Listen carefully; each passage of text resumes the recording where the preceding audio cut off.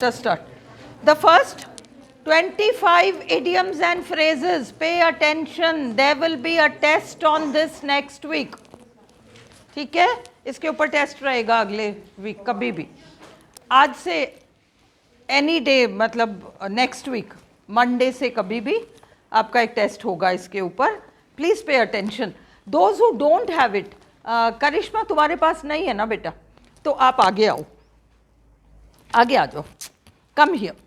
किसके पास लिखा हुआ है? तुम्हारे पास है या तो फिर ये दोनों कहाँ शेयर करेंगे? तो श्वेता तुम पीछे चली जाओ करिश्मा के पास. इधर इधर चल जाओ. है वहाँ? ओके चलो ठीक है, शेयर करो क्योंकि नई है तो फिर समझ में नहीं आएगा. और फिर घर जाके वीडियो से उतार लेना, कोई दिक्कत नहीं. इसको जेरोक्स करा लेना अदिति का एंड उतार लेना. इडियम्स एंड फ्रेजेस हम डे 1 डे 2 नहीं कर रहे, नंबर वाइज चल रहे हैं. The first is tight fisted. Tight fisted. What does it mean to be tight fisted? What does it mean practically? जब आपके सामने इडियम्स एंड फ्रेजेस आए तो पहले तो आप उसके शाब्दिक अर्थ पर जाओ. जो शब्द, भाई दो तरह के मीनिंग्स होते हैं. एक तो होता है शाब्दिक अर्थ और एक होता है भावार्थ. दो चीजें होती है ना. Look at the literal meaning first. Tight fisted, to have a fist like this, मतलब आपने किसी चीज को इतना टाइट पकड़ रखा है छोड़ने को ही तैयार नहीं हो. तो ये एक्चुअली कंजूस लोगों के लिए आता है.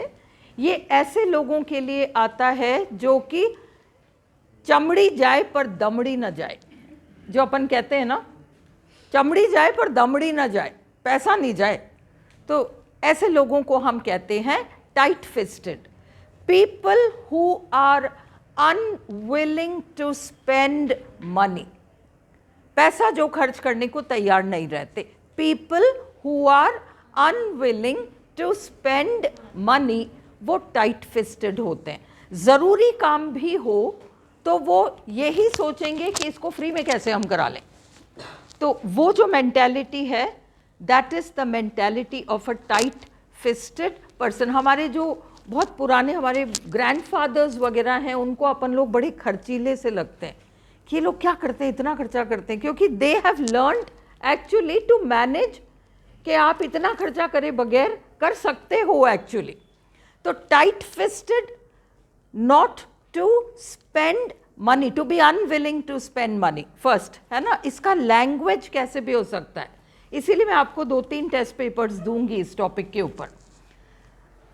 हिंदी में यू नो कंजूस. Number 2, a stitch in time saves 9. Anything which is done in a timely manner saves effort. ये इसका इंग्लिश मीनिंग है. अगर नहीं लिखा है तो आप लिख लो. Anything which is done, anything which is done in a timely manner saves us unnecessary effort. किसी भी चीज को आप सही समय पर कर लें, मतलब जब जिस चीज़ की ज़रूरत है उस समय पर आप उस काम को कर लो, तो वो काम आपका बढ़ेगा नहीं, है ना. और अपन ने, हाँ, yes yes, I will repeat it. Anything which is done in a timely manner, TIMELY, timely manner, saves us unnecessary effort. Unnecessary effort. So what does this mean?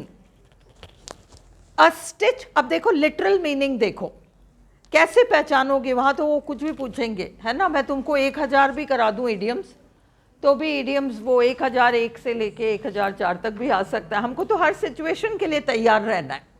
इसलिए आप पहले तो ये देखो कि जो भी आपके सामने आ रहा है उसका अगर आप वर्ड टू वर्ड एक एक वर्ड को जोड़ के कुछ मीनिंग निकालना सीख लो तो how will it work? A stitch in time, stitch का मतलब जो सिलाई, सिलाई जो अपन करते हैं ना, टांका जो लगाते हैं, एक्चुअल वर्ड है टांका। एक टांका जहां लग सकता है वहां 9 टांके। क्या मतलब है? एक टांका जहां लग सकता था वहां 9 टांके। इसका मतलब जब एक टांका लगाने की गुंजाइश थी, भाई मेरे स्वेटर में यहाँ खुल गया, अभी तो इतना सा खुला है कि मैं एक टांका लगा दूं तो काम चल जाएगा, पर मैं वो एक टांका नहीं लगाती, घर चली जाती हूँ, अगले दिन वापस पहन के आ जाती हूँ, फिर उसको धो देती हूँ, फिर 2 दिन पहन लेती हूँ। अब वो इतना खुल गया कि अब उसमें एक टांके से काम नहीं चलेगा, अब उसमें तो 9 टांके लगाओ। जब टाइम था एक टांका लगाने का तो हमने वो एक टांका नहीं लगाया, आज हमें 9 टांके लगाने पड़ रहे हैं। तो ये जो लिटरल मीनिंग है इसको तुम कैसे यूज करते हो किसी भी सिचुएशन में जहां रिपेयर या करेक्शन मांग रहा है। वो एक रिश्ता हो सकता है, वो किसी का बिजनेस हो सकता है, वो पढ़ाई का मामला हो सकता है। एक टांके से काम चल सकता था पर हमने उसको लापरवाही करके छोड़ दिया। We were careless about it and today you are having to do 9 times as much work. आपको 9 गुना काम करना पड़ रहा है। तो वो है a stitch in time saves 9। ठीक है, अब नेक्स्ट है आपका crying over spilt milk. Crying over spilt milk, अब इसका क्या मीनिंग होगा? To express regret over a situation, to express regret over a situation which is now beyond correction, which is now beyond, to express regret, regret, to express regret over a situation which is now beyond correction, which is now beyond correction। RPSC क्या करेगी? 2-2 line में एक एक option करेगी तो बहुत लंबा चौड़ा पेपर हो जाएगा, इसलिए इसको कंप्रेस करेगी और छोटा करेगी। एक्सप्रेसिंग रिग्रेट है ना, when it is beyond correction, इतना छोटा कर देगी। तो आप उसके कीवर्ड्स को याद रखो, रिग्रेट पछतावा, बियॉन्ड करेक्शन, अब वो बियॉन्ड रिपेयर कर दें कोई बात नहीं है ना, that can not be corrected कर दें, डजंट मैटर। तुम्हें एसेंस तो पकड़ में आ गया कि सिचुएशन ऐसी हो गई कि अब उसमें सुधार की गुंजाइश ही नहीं है, उसको लेके हम रो रहे हैं, तो दैट इज द थिंग। ठीक है, 4th है हमारा to read between the lines, to understand unexpressed things, to understand unexpressed things, unsaid things, to understand unsaid things. Meghali, why are you not writing? अच्छा, घर पे सारे कॉपी कर लेना। तो to understand unsaid things, to understand unexpressed things, मतलब किसी ने कुछ कहा पर आपने क्या किया, उस व्यक्ति ने जो कहा उससे ज़्यादा आप समझ गए। उसने कुछ कहा पर उसने कुछ चीज़ें उसमें नहीं कहा, उन अनकही बातों को भी आप किसी तरीके से समझ गए। That is to read between the lines. ये reading between the lines generally ऐसे सिचुएशंस में होती हैं जैसे बॉस सबॉर्डिनेट वाला जो रिलेशनशिप होता है, बड़े छोटे का जो रिश्ता होता है, ये रिश्वतखोरी के सिचुएशंस में होते हैं। ये ऐसे सिचुएशंस में होती हैं जहां ओपनली कुछ बातें नहीं कही जा सकती। फैमिली सिचुएशंस होती हैं। फैमिली सिचुएशंस वो ग्राउंड है जहां ऐसी कई चीज़ें होती हैं ना, आप स्पष्ट रूप से कुछ बातें कह नहीं सकते। आपने बिल्कुल वो कहा जो कि नाप तोल कर कहा आपने, पर समझने वाला आपके वो इंटीरियर मीनिंग को भी समझ गया. He has read between the lines.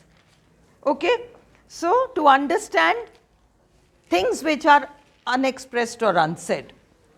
To kill, next wala 5. To kill 2 birds with 1 stone. TWO. To kill 2 birds with 1 stone.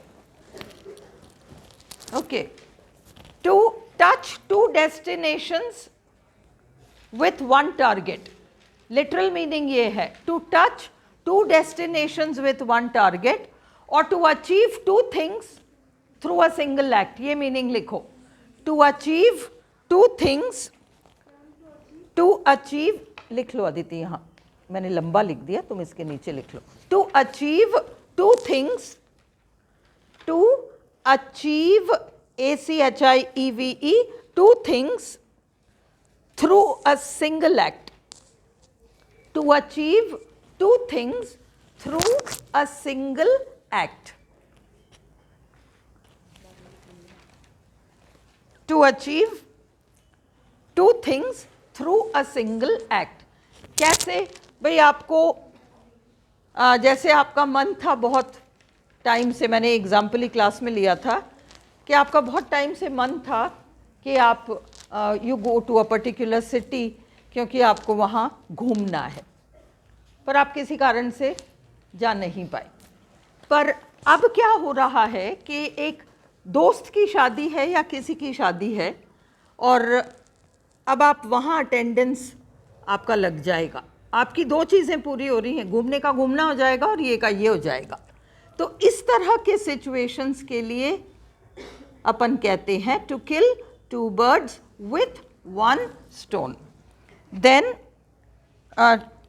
ये हमने लिख लिया. To add insult to injury, to cause more humiliation, to cause more humiliation, to cause more humiliation. CAUSE, to cause more humiliation. To add insult to injury. Hindi में जिसको अपन कहते हैं जले पे नमक छिड़कना, है ना? जले पे नमक छिड़को तो और तकलीफ होगी ना, तो that kind of a situation. To cause more humiliation. जले पर नमक छिड़कना. To add fuel to the fire. What does this mean? To add fuel to the fire. आग में घी डालना, वो तो ठीक है. आग में घी डालना और जले पर नमक छिड़कना, इन दोनों में एक फाइन डिफरेंस है ना? बहुत ही fine minute difference what. Is that दैट डिफरेंस? एक पर्सन बेस्ड है और एक सिचुएशन बेस्ड है. देखो, to add fuel to the fire, सबसे अच्छा एग्जाम्पल घर पे या फ्रेंड्स के बीच में, फैमिली में, फ्रेंड्स के बीच में 2 लोग ऐसे हैं जो कि झगड़ रहे हैं. अब आप क्या कर सकते हो? उसको ठीक एक्चुअली कर सकते हो, आप चाहो तो उसको ठीक कर सकते हो और आप दोनों को जोड़ सकते हो. पर आप क्या करते हो? कुछ ऐसा कह जाते हो जिससे कि वो दरार और वाइडन हो जाता है, गल्फ वाइडन हो गया. Now you have added fuel to the fire. आपने क्या किया? आग में घी डालने का काम कर दिया. तो to complicate or intensify matters further. To complicate, COMPLICATE,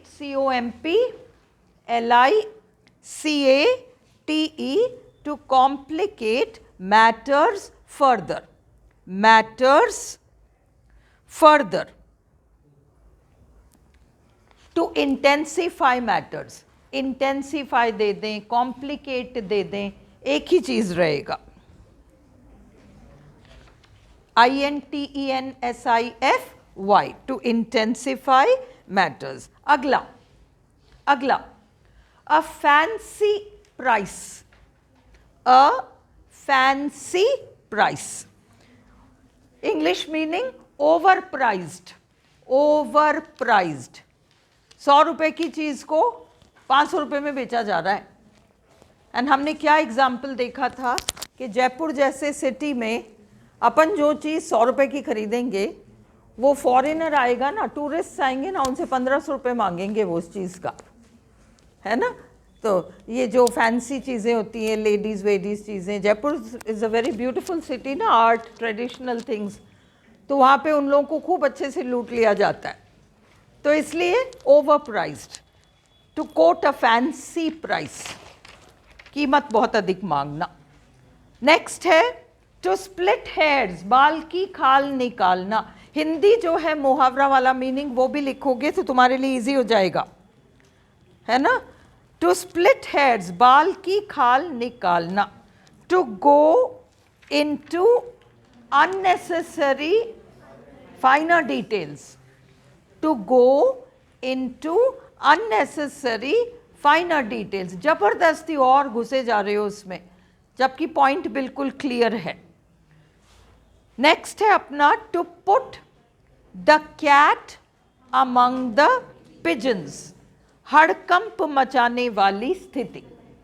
भाई जहां ढेर सारे कबूतर हैं, उन कबूतरों के बीच अगर आप सडनली जाके एक बिल्ली को रख दोगे तो क्या हाल होगा, वहां तो हड़कंप मचेगा, है ना। तो वो हड़कंप मचाने वाली स्थिति, to put the cat among the pigeons. और अपन ने एग्जाम्पल ये देखा था कि अपन शांति से पढ़ रहे हैं, अभी सडनली न्यूज़ आता है कि ना आरपीएससी डेट आ गई, एप्लीकेशन वो वांट्स भी आ गए और वो डेट भी आ गई।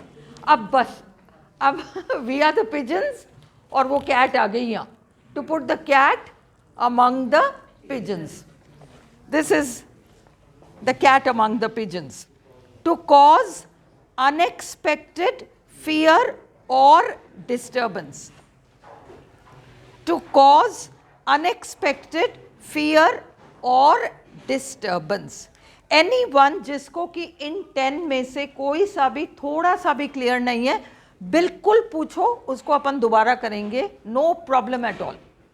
किसी को भी इन 10 में ज़रा सा भी डाउट है कि ये वाला समझ में नहीं आया, Anybody who has any doubt? हाँ पूछो। अच्छा अभी तक नहीं है, ओके बस ये 10 तक करो, फिर मैं आगे बता रही हूँ।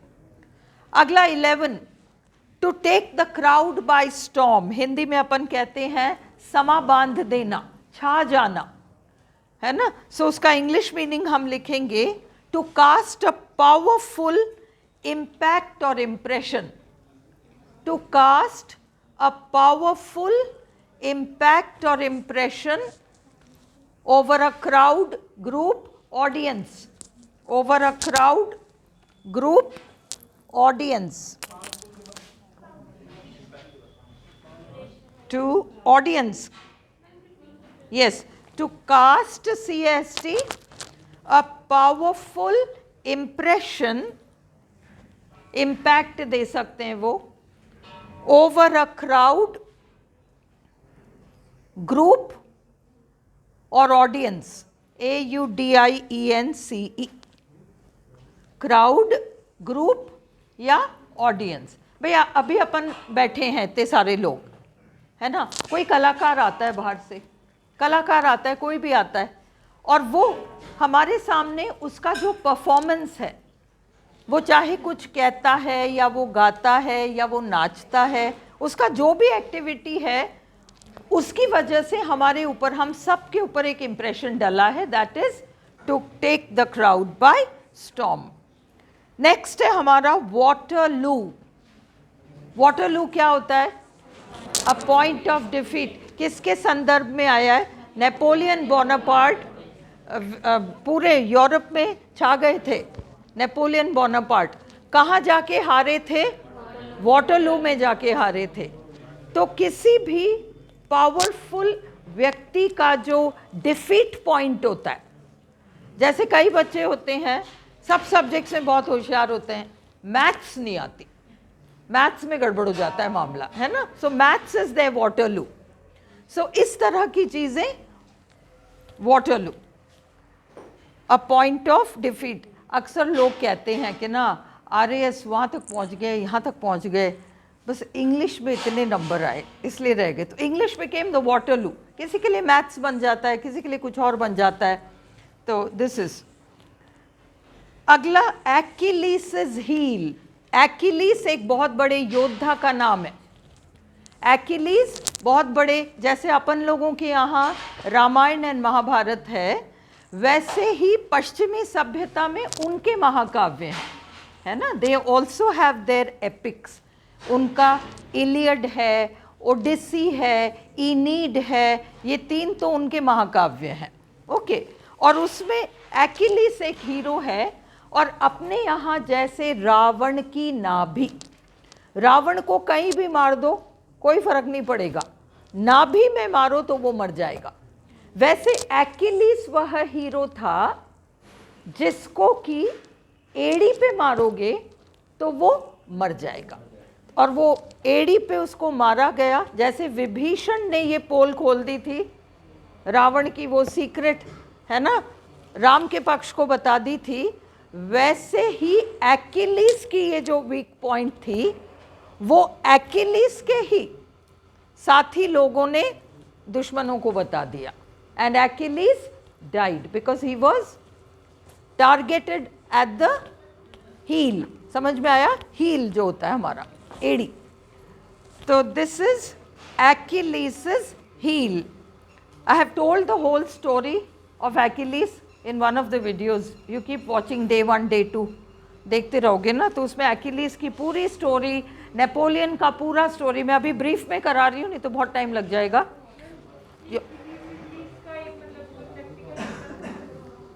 हाँ, प्रैक्टिकल एग्जाम्पल एक्किलीज हील। हाँ, one second. She is asking कि एक्किलीज के हील का आप एक प्रैक्टिकल एग्जाम्पल दो।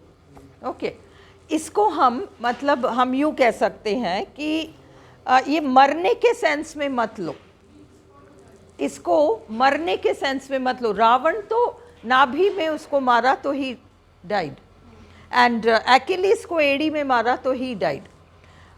अपने संदर्भ में तुम ये लो, तुम्हारे बारे में कुछ ऐसा है which people should not know, that's your weak spot, है ना, that people should not know। अगर पता चल गया लोगों को तो वो वही टारगेट करके उसी चीज में तुम्हारा फायदा उठाएंगे।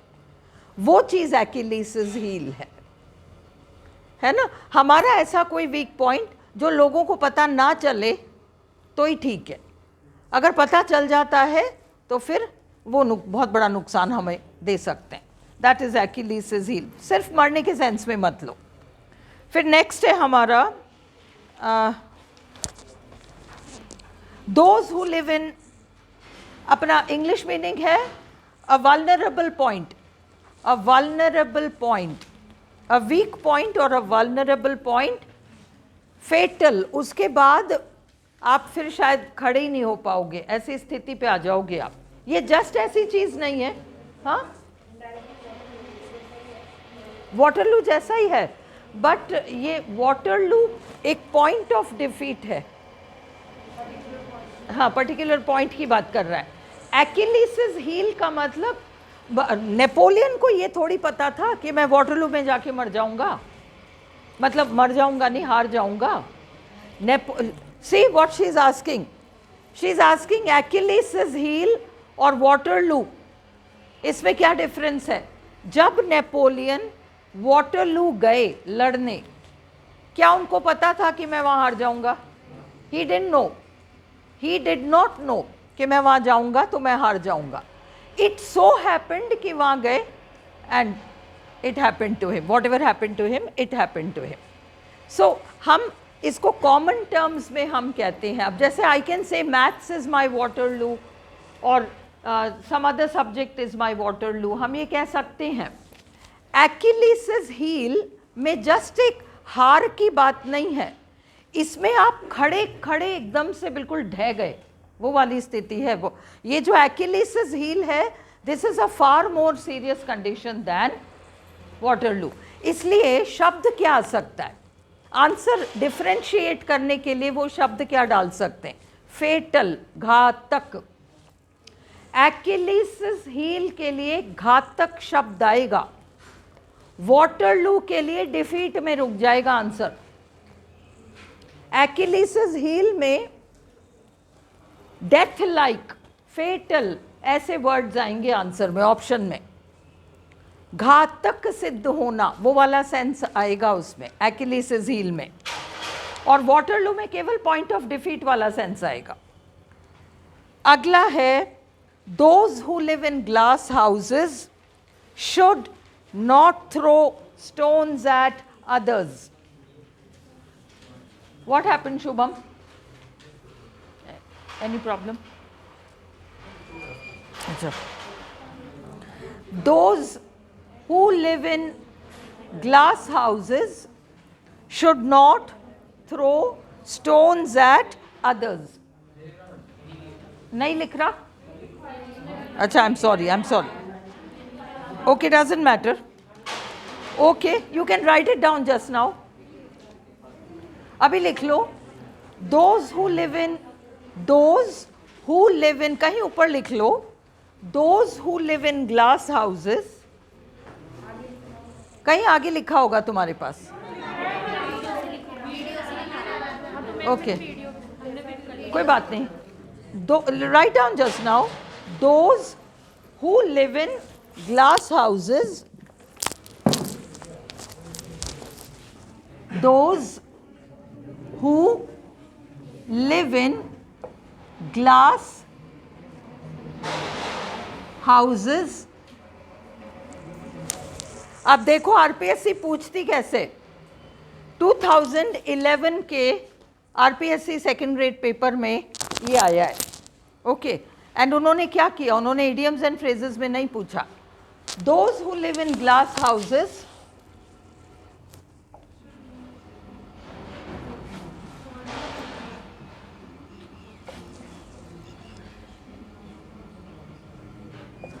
और ऑप्शंस में थे should not throw, must not throw. अब अपन मस्ट और शुड में उलझ जाएंगे। मस्ट नॉट थ्रो आएगा, शुड नॉट थ्रो आएगा, विल नॉट थ्रो तो अपने को पता है, मे नॉट थ्रो भी हमको पता नहीं होगा, पर हम मस्ट और शुड में उलझ जाएंगे। इसलिए ये जितने भी प्रोवर्ब्स हैं, इडियम्स हैं, फ्रेजेस हैं, इन सब में तुमको एक तो मॉडल चेक करना है। ये मॉडल वर्ब जो है ना, शुड नॉट थ्रो, एक तो, और एक ये प्रेपोजिशन चेक करना है। जितने भी इडियम्स एंड फ्रेजेस हम कर रहे हैं, रफली ऐसे मत देखो, उन सब को तुम इंग्लिश के पॉइंट ऑफ व्यू से उसमें मॉडल क्या आ रहा है और उसमें प्रेपोजिशन क्या आ रहा है। एक आध तो तुम्हारा 100% फंसेगा, जिसमें कि वो ब्लैंक में प्रेपोजिशन या मॉडल पूछ लेंगे, और हमको दो बिल्कुल एक जैसे लगेंगे, सही से लगेंगे, है ना। सो अब वहाँ अगर should not throw stones on others आ जाए, on others, at others, things like this, तो यू विल गेट कन्फ्यूज्ड वहाँ की क्या था। इसलिए इसको तो बिल्कुल रट्टा हुआ रखो कि क्या है। What does this mean? Those who live in glass houses should not throw stones at others. What does it mean? जो खुद शीशे के घर में रह रहे हैं, है ना, those who have a weak point themselves should not target others. Those who have a weak point themselves should not target others. Those who have a weak point themselves should not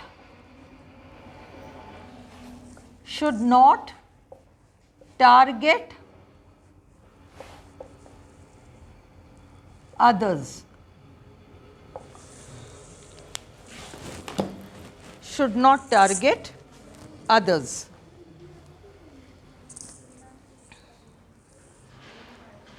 Okay?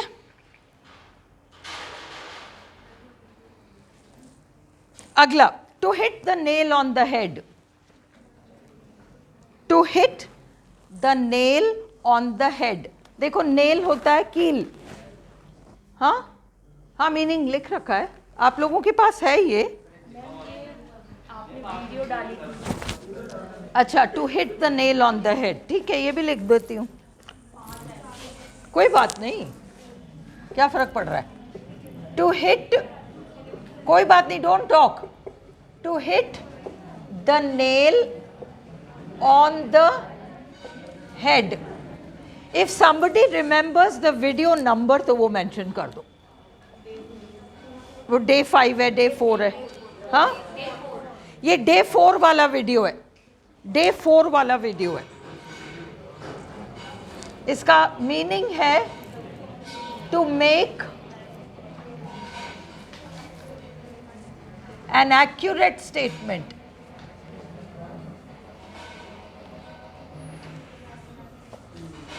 To make an accurate statement about something, किसी चीज के बारे में perfect statement बनाना। To smell a rat भी नहीं है क्या?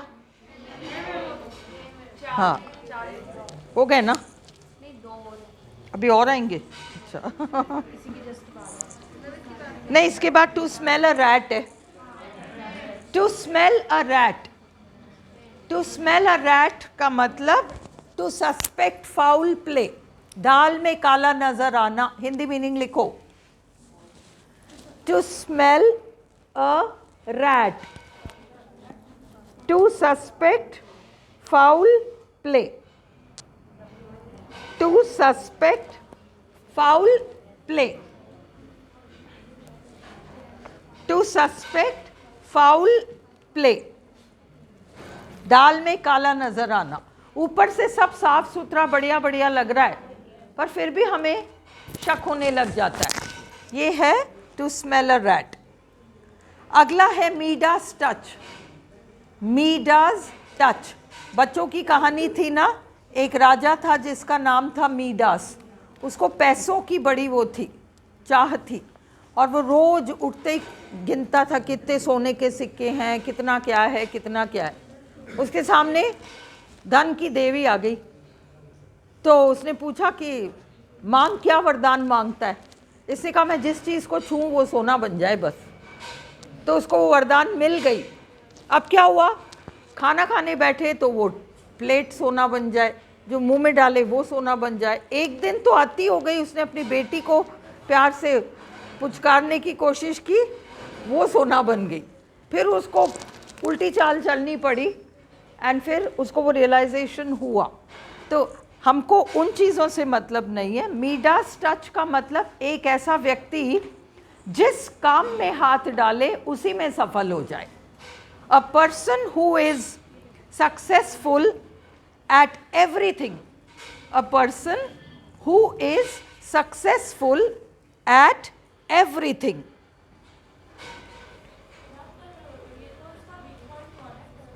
क्या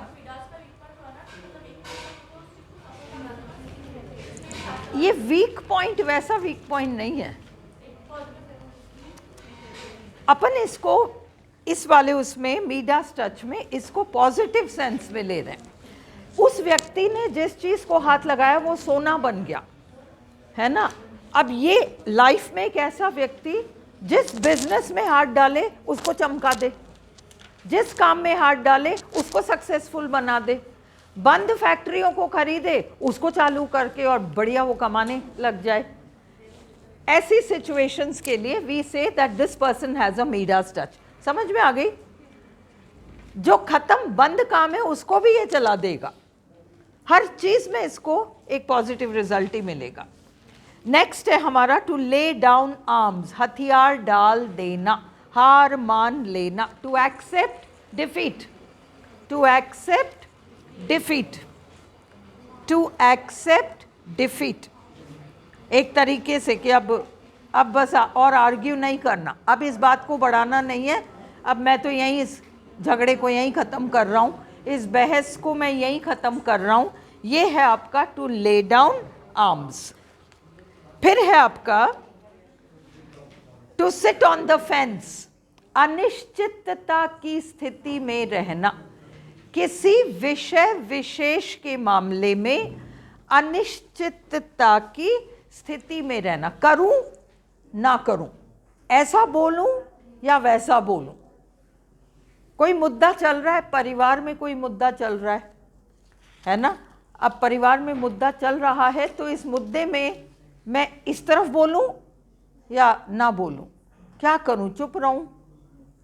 चलो मैं वेट कर लेता हूं, देखते हैं बात और आगे कैसे बढ़ती है, फिर देखूंगा कि मुझे क्या कहना है। This is sitting on the fence. देखो इसका लिटरल मीनिंग क्या है। दो खेत हैं, तुम कल्पना करो, दो खेत हैं और उनके बीच में वो लकड़ी की दीवार है और आप उस पर बैठे हो। भाई आप यूं बैठो तो ये खेत आपका, आप यूं बैठो तो ये खेत आपका, पर आप हो कि एक टांग इधर और एक टांग इधर करके बीच में बैठ गए। अब वहां से गुजरने वाला व्यक्ति क्या माने कौन सा खेत आपका है? आप कौन से पाले में कूदने वाले हो? किसी को आइडिया नहीं है, कोई आइडिया नहीं लगा सकता कि आपका ये खेत है या आपका वो खेत है। तो आप एक ऐसी चुप्पी साध के बैठ जाते हो, ना आप इस तरफ बोलते हो ना आप उस तरफ बोलते हो, है ना? आप न्यूट्रल रहते हो, पर आप एक्चुअली वेट कर रहे हो कि मैं अपना फैसला बाद में सुनाऊंगा, पहले देखते हैं और क्या क्या तमाशा हो रहा है इस मामले में, फिर अपन बाद में जो बोलना होगा बोल लेंगे। ये है सिटिंग ऑन द फेंस।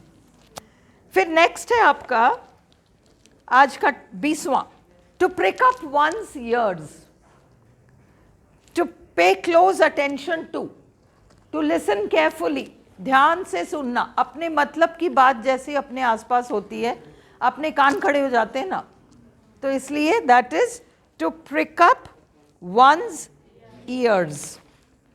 क्या हम आज केवल 20 करके रुक जाएं, है ना? क्योंकि मैं 20 पे पहले तुम्हें टेस्ट ले लूं, जितने ऑप्शंस होंगे 4 ऑप्शंस इतना, और हम कल इसको कंटिन्यू करें।